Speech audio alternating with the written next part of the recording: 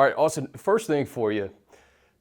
This is the second straight year you've led the NFL in scrimmage touchdowns. If you combine those two seasons, it's not even close. You just broke the all-time receptions record, beating your teammate Keenan Allen. I could go on and on about these accolades that you've had over the last couple of years. How do you process it? I mean, to me, it makes sense because for me, I'm really process-driven, right? I'm just literally focusing on being efficient and building myself up into my role that I'm in and trying to expand on that. And so for me, that's exactly what I've been doing. I've just been continuing to focus on the process that is going to give me some type of result. I don't always know what the result's going to be. Actually, I never know what the result's going to be. I have some type of vision of it, of what I would like it to look like. But as far as what it's going to be, I don't know. And so I've just been continuing to build ever since my rookie year, when I was making tackles on special teams and, grew into that role. And now I've just been continuing to grow in my role on the field and as a leader on this team as well. Every week I hear something. It's LaDainian Tomlinson, it's Marshall Faulk, it's Keenan Allen. I mean, you think about just Chargers history too. LT, Gates, Keenan, Winslow, all these iconic names. And you're right in the mix at just 27. I mean, it's pretty hard to believe, no? Yeah, I mean, especially for me, I wasn't really looking towards an NFL career or anything like that, right? Like I was focused on my degree, and then football presented an opportunity for me. And so, as I said, I really am just building into this. I didn't know how far it's going to go. I still don't know how far I'm going to be able to take this opportunity, but I'm trying to take it as far as I possibly can in multiple different directions, right? Not just the football side, but the community side, the fantasy football, right? The give back portion, right? I'm trying to just immerse myself in every opportunity that I can within the NFL, and in that is building my career up and continuing to see how far I can push as far as the stats, as far as my role, as far as leaving a legacy within the team that I'm on, and that's really just been my task.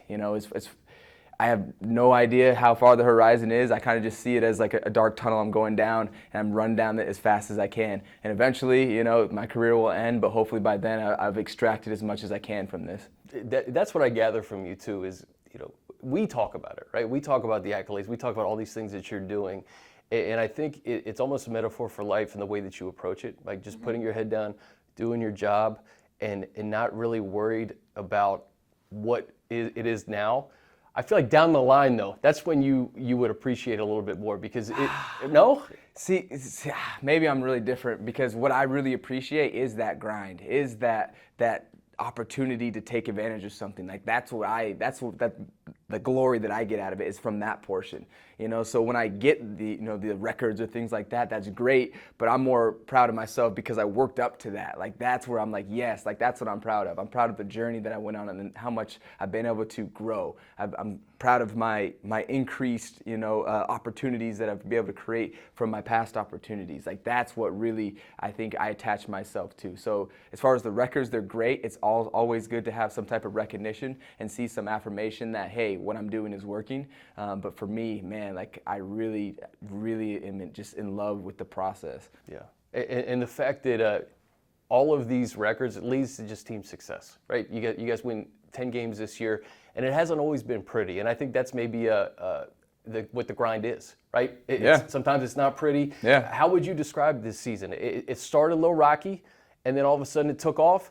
And then it got a little rocky again, and then you guys finished pretty strong. Yeah, I would say there's more to be learned, when you're challenged more. And you related that to just in general in life, yeah, and I agree. And that's how life works. It's not always smooth sailing, and when it's not, I think it's even better because now you have more opportunity to learn. Now you're going to be in a situation where you have to go through some stuff. You don't have everything you want. You don't have Keenan. You don't have Corey some of these weeks. You don't have Derwin. You don't have Joey. You don't have some of your interior D linemen. You don't have JC you don't have that. Figure it out. Well, it's going to be tough, but we're going to go do our best and try to get this thing done. We've been able to put ourselves in a position where we're able to have this success down the road and still continue to fight and still continue to go through that. And to me, that creates a better story than we just blew everyone out every year, which is still a great story. But I know there's more to learn from as far as because now I'm going to get challenged mentally, I'm going to get challenged physically, and I'm going to have to continue to try to fight where it's like it's not looking pretty. It's not always the best. It's not always the best scenario where we have all these studs all over the place doing everything at a high level. And so for me, I love that. Like I'm looking for the challenge, if you haven't been able to tell, like in my career. Like, I'm looking for an opportunity that's going to challenge me. And as of now, I'm continuing to add all these different challenges to my life because I kind of want to see how far I can push myself, just as a human in general. How much can I take on before I'm like, okay, this is enough? And I still haven't found that yet, so I continue to go. And so that's why this is a perfect scenario for me this year, where it's like it's up and down. For some people, they might be like, oh, the fans, we just want you to blow everyone out of the water. My mom would be the same thing. Doesn't work that way. She's like, you make it so stressful. I'm like, yeah, but guess what? We're getting it done. And so, yeah, it's stressful, but even though it's still maybe not the prettiest, we're still coming out on top. So I think that's more powerful. You have to fail sometimes before you succeed. How did losing 38-10 to Jacksonville week 3 help this team to become who they are right now? Yeah, we're both different teams. If you look back at Jacksonville from then and you look at us from now, from that moment to here, we've both been through a lot. We've had, more time to establish our identity. We've gotten some more players back, especially us. And so looking back from our team from then, I think Corey might have even been out that game. Corey did not play. Yeah, Corey wasn't in that game either. I don't think Keenan was there. I'm not sure if Mike was.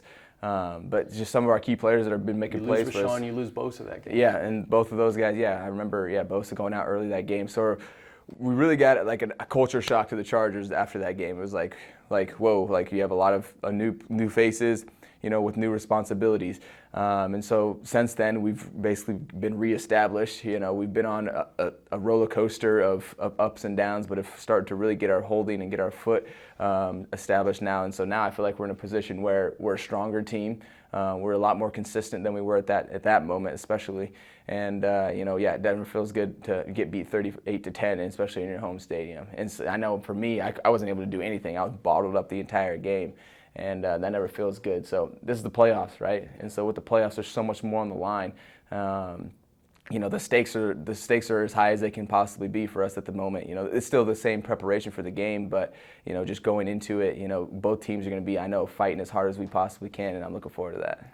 The last time the Chargers were in Jacksonville, 2019, you had one of the best games of your career, an 84-yard touchdown. But not only that, you were a part of maybe one of the best mic'd up moments in NFL history. When I say 90-yard touchdown. Oh, yeah.